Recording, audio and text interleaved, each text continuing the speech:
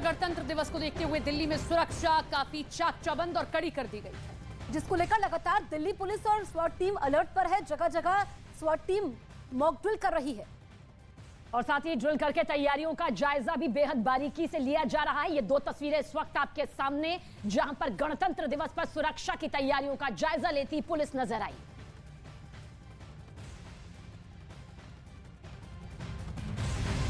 जब जब देश में किसी भी तरह की आपदा आती है तो सबसे पहले एनडीआरएफ को सक्रिय किया जाता है, लेकिन अब एनडीआरएफ नए रंग में नजर आएगी, जिसमें उनकी ड्रेस खास तौर पर बनाई गई है, जिसमें कई तरह की खासियतें उनकी इस ड्रेस में शामिल की गई, जो रेस्क्यू के समय टीम की खासी मदद भी करेगी।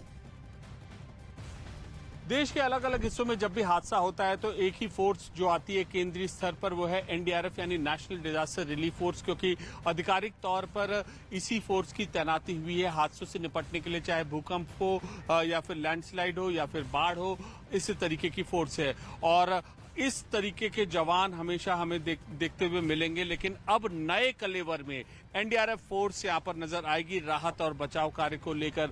और ये नया ड्रेस एनडीआरएफ के लिए डिजाइन किया गया है, कैमोफ्लेज ड्रेस इसको कहा जाता है, और इसकी 3-4 खासियत है जो हम आपको बताना चाहते हैं। देखिए, सबसे बड़ी चीज है कि इस ड्रेस की जो डिजाइनिंग है, इस ड्रेस की डिजाइनिंग बेहद पतले कपड़े में यहाँ पर की गई है, ताकि जो भी हवा आए ये बॉडी के अंदर जा सके। और इसके अलावा इसका जो वजन है बहुत हल्का है। अब दूसरी अगर हम एक चीज देखें तो इसमें अलग अलग तरीके से फैंसी पॉकेट्स बनाए गए हैं, ताकि जो बचाव दल का जो इक्विपमेंट है वो इस ड्रेस में रखा जा सके। अमूमन जब पहले ये होता था कि पॉकेट नहीं होती थी तो बहुत दिक्कत का सामना करना पड़ता था। तीसरा, जो ये शर्ट है, इस शर्ट को टक इन नहीं करना पड़ेगा, यानी कि बेहद आसानी से इनका मूवमेंट किया जाता है। बाकायदा प्राइवेट कंपनियों के साथ, रिसर्च के साथ इस पूरे के पूरे जो ड्रेस है, इसके फैब्रिक को तैयार किया गया है।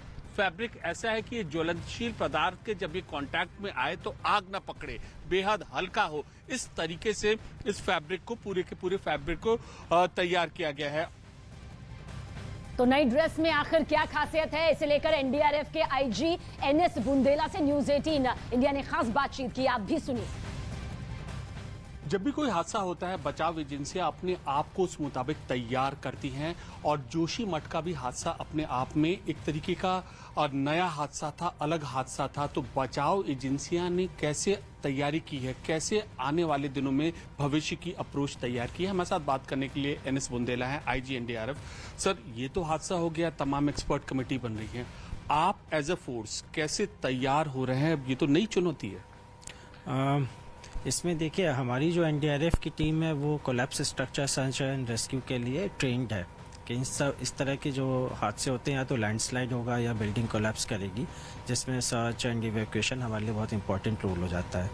तो इसकी तैयारी में हमने पहले से जोशीमठ में टीम्स रखी हुई हैं, पास में गौचर में भी टीम रखी हुई कि कोई अचानक कोई डेवलपमेंट होता है तो हमारी टीम तुरंत एक्शन ले सके।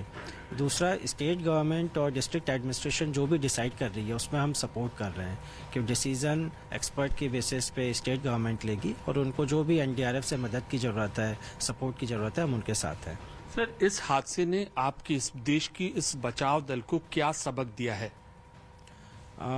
ये जियोलॉजिकल फिनोमिनन है, तो इस तरह के हादसे के लिए तो एनडीआरएफ भी तैयार है, एसडीएमएज और स्टेट गवर्नमेंट भी इसकी प्लानिंग कर रही हैं, लेकिन जो देख रहे हैं कि इस तरह की अगर दरार पड़ती है, मास इवैक्यूएशन होता है या कोई अनहोनी बात होती है, तो हम सबको तैयार रहना पड़ेगा, जिसके लिए हमने एडवांस में वहाँ टीम पहले से लगा के रखी है।